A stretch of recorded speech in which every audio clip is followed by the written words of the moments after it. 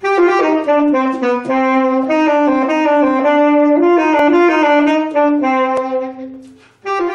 technique in this first movement may give you a little bit of a problem, and that's the trills that are found throughout the movement. And specifically, we're going to talk about the ones on measure 12, 13, and 14 right now. Now, first of all, of course, get your technique, get relaxed about performing the trills first of all. But I'm going to suggest to you a way to learn these trills so that you do them rhythmically and metrically, and don't just try to guess at them. Now, the first thing you should do is set your metronome, go ahead and slow it down, and turn your metronome on. And what I want you to do is you're going to perform the trill, but you're going to stop the trill on beat 3. Right on beat 3. So now we're keeping the rhythmic sense in there and really where the trill is. Don't worry how many times you do the trill. Okay? Just think about ending the note and stopping on the foundational note, which you hear is G sharp, on beat 3. The next one, B, stop on B natural on beat 3.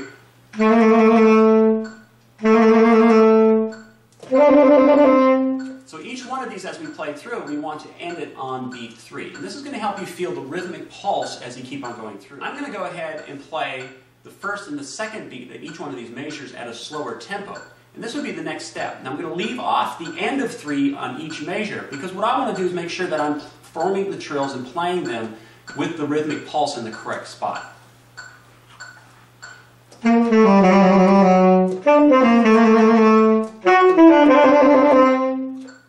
Making sure that you end each one on the downbeat of 3. Comfortable with that, the next thing to do is to still feel where the downbeat of 3 is, but then add the end to that.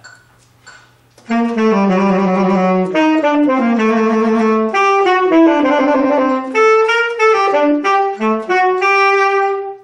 then you have it, you're done. Now the next thing is, it's going to seem a little bit long. It's going to seem like a very long gap when you've got it at a slow tempo. So I encourage you not to worry about that. Just do it this way, because once you go faster, this is 108 to the quarter note, you're going to find that the gap is really not that big. It also solidifies your rhythm and where you're at musically.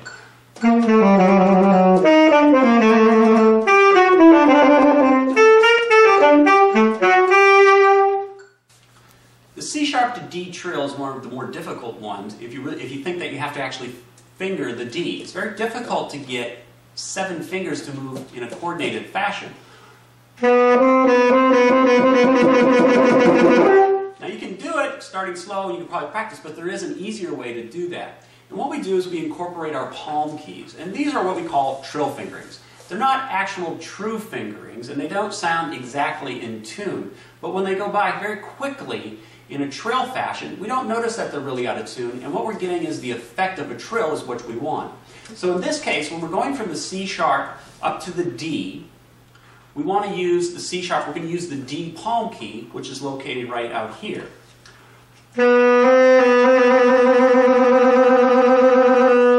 And this, of course, we have to practice once again with moving mostly just a hand, okay? You don't have a finger here because it's right under your hand, so you have to move your hand.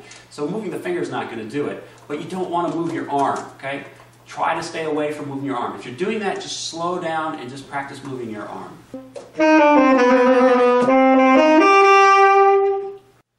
Let me play this in context for you, and I'm going to start in measure 34.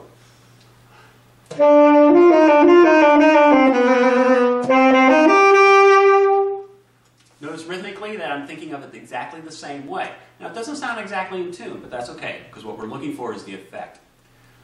We have the same type of trill in the second to the last measure on the final cadential passage of the piece. Now, you just have to get comfortable using the C sharp to the D fingering. And here it's not too big of a problem because we're actually retarding going into this spot, and it shouldn't be too bad.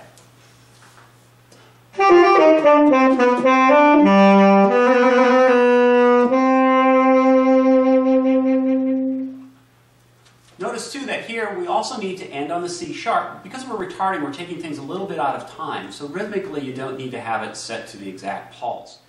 In measure 46 of the first movement, I've made a slight change as to what Mr. Boxman has put in for an editorial mark.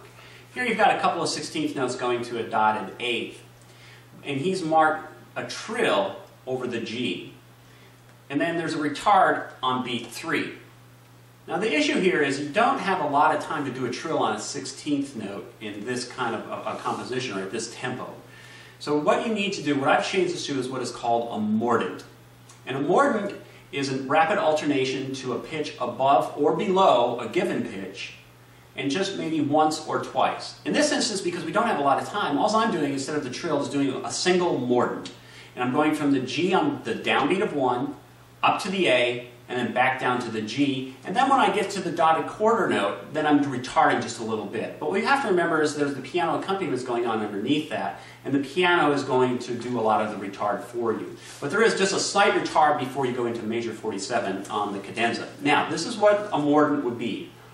Now notice that it's just one alteration, that's it, nothing more. Now the thing to remember is we want to keep the integrity of the rhythm. So if we have 2 16th notes, 1 E end, that's our rhythm. Okay? That has to stay the same. We can't change that in any way. But now when we add the mordent to keep the rhythm the same, we'll do that quick alteration. I think you'll understand how difficult it would be to do a trill in this spot. 1, 2, 3. Before this passage, so you can hear how you were approaching it and getting into it.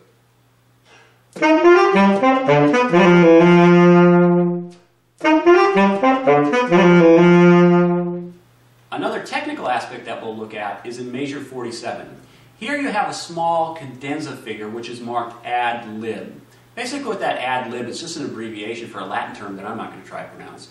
But what it's asking you to do is to start slowly and increase the excitement within this short little passage. Now it's very, very short and there's not a lot to do there. However, the skips can cause a problem on tenor saxophone. As you know, that G sometimes squeaks out.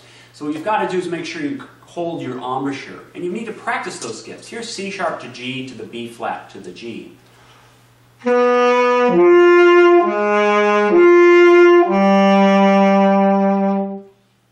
As you perform this passage, just make sure your embouchure is set and hold it. Make sure you've got a good air speed, and your embouchure is set and holding a constant G throughout the entire passage.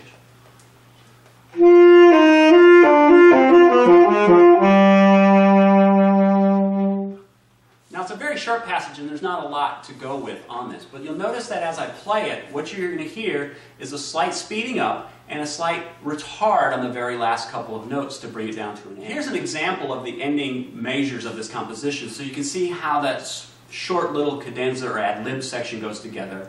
Notice the time or the pause that's going in between measures 47 and 48 on the fermata, just to get a sense. Do you expect it to come a little quicker? Where are your expectations? Because remember, that's what you want to do as a musician in that aspect.